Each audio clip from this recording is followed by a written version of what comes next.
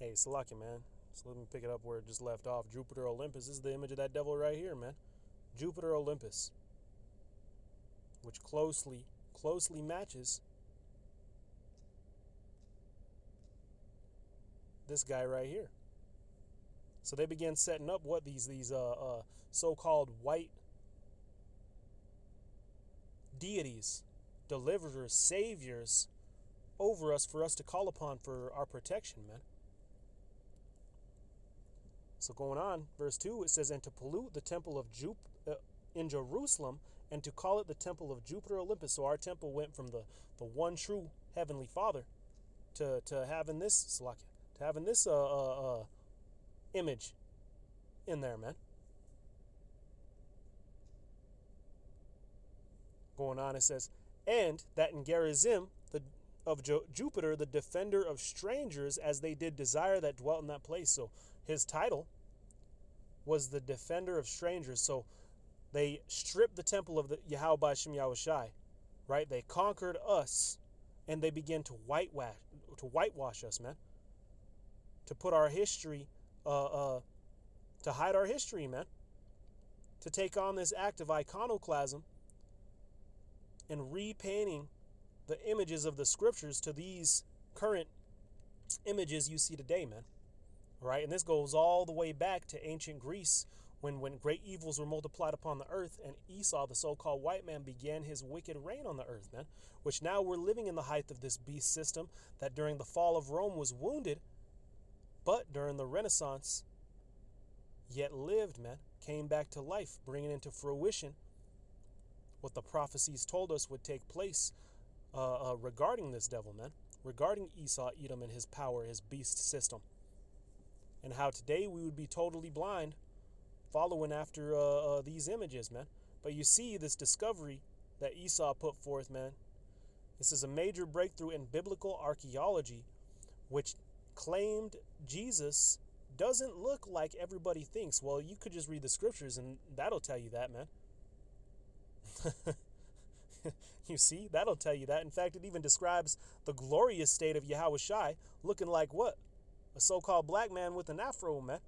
And this is the state of what? Glory here in the book of Revelation 1 and 15. What do he say? I will not meet you as a man. He's coming to meet you in a state of power, man. And even when he was in this flesh, man, he came from what? The tribe of Judah, which today will be you so-called the so-called Negro, man. The so-called American Negro. So that gives you an example of the likeness of what Yahushua, our Messiah, truly looked like. But let's go ahead and read it real quick. Revelation 1 and 17. Salakia 1 and 15. It says, and his feet were like, Salakia, we'll go up a verse. Verse 14. His head and his hairs were white like wool. So that already X's this out, man. That is not white woolly hair. Hey, you brothers want to see the image that they did see, though. Let's see. How do I do this, man? This thing. I just had this thing open earlier. I don't know why it's... I don't know what's going on here, man. Salakia. Expand. There we go. Here it is. Here's the image, man. See, now it's not trying to load. You see, so white, woolly hair, man. And you're going to see the texture of wool in this image, man. Look at that. Wool. Look at the image that they got, man.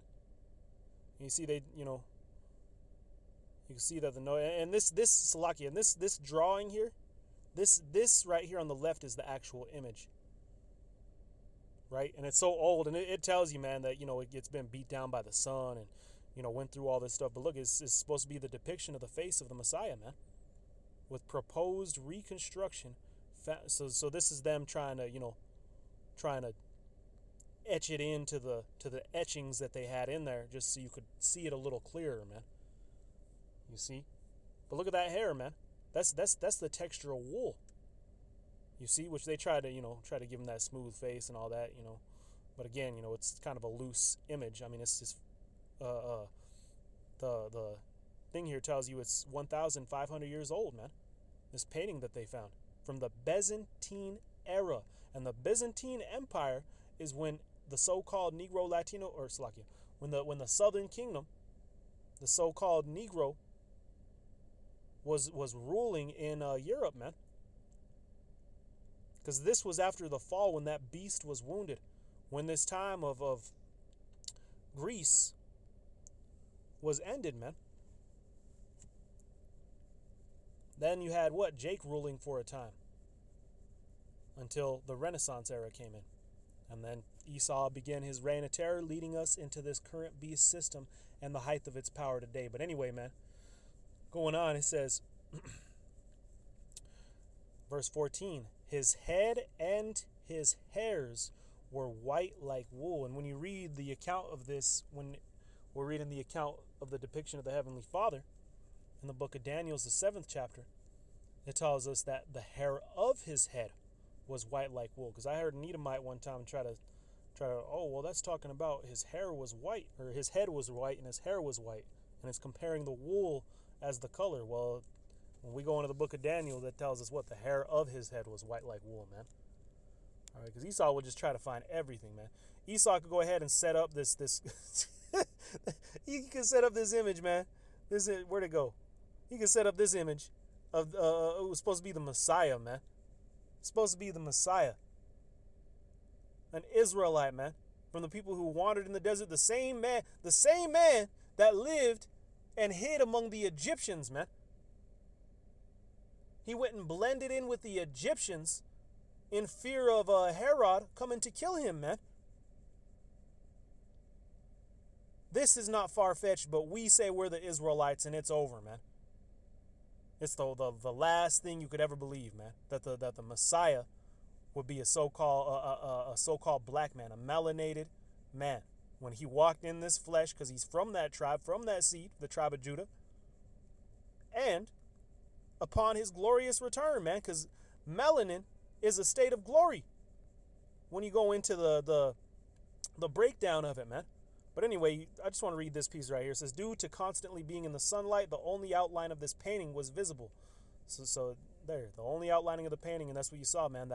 Well, let's read it. It says, the painting looks like a young, prolonged-faced man with short, curly hair and a long nose. Right, which, I don't think that that nose in there, which I was looking at, it kind of looks like, it looks really wide, at certain angles of the picture. But I think Esau was trying to, twist a little something in there. But, because they can't just come out and say that the Messiah would be a so-called black man. Because doing that, man, that's telling you that the Israelites aren't the true Israelites.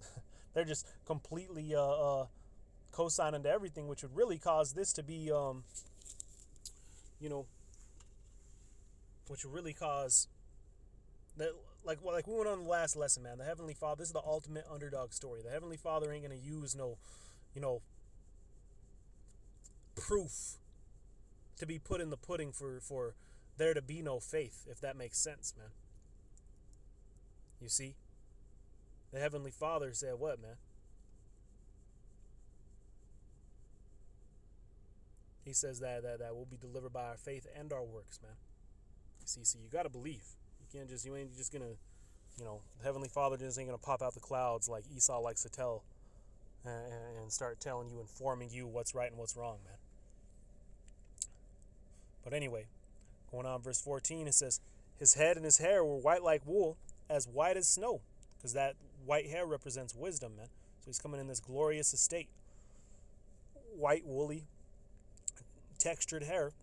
It says, and his eyes were as a flame of fire, and his feet like fine brass, as if they were burned in a furnace. Hey, so you take burnt brass. Hey, that's gonna look dark, man. Super dark.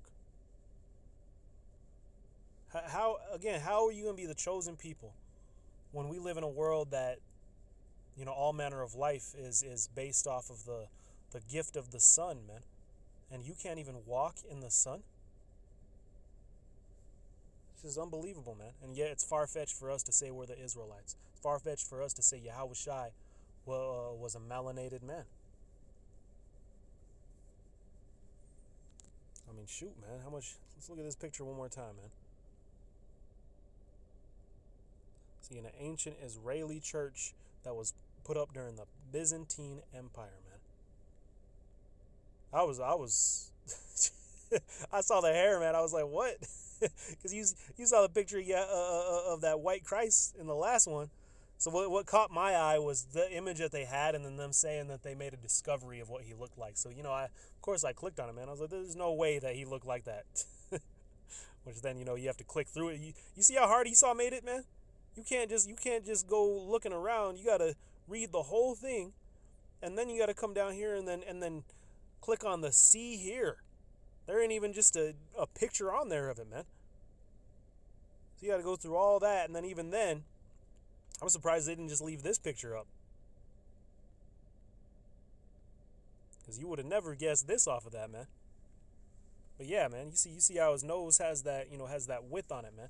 And on the bottom, that's the brother's lip, man.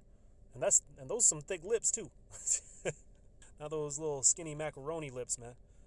But anyway, let me go on. It says, verse 15, and his feet like unto fine brass, as if they were burned in a furnace, and his voice is the sound of many waters. So he had a deep voice, man. The sound of many. Go stand by some waters. Go stand by a waterfall, man. Now just imagine many waters. Imagine somebody with the voice of many waters, man. That's what Yahweh Shah is returning with, man. So anyway, with that, I believe the point's been made. I could go in on all the different scriptures that go in on the description, the physical description of the tribe of Judah. But I believe the point's been made, man. So with that, Lord willing, this is edifying, man. This truth's coming out. There ain't nothing Esau could do about it. All right. But to try to throw some wrenches in there, but we gonna know how to take out the meat and spit out the bone, and Lord willing, these let this lesson be edifying unto the elect, man. So with that, I'm gonna go ahead and say Shalom. Call Yahweh Yahweh by Hashem Yahushua by Hashem Rakakodash.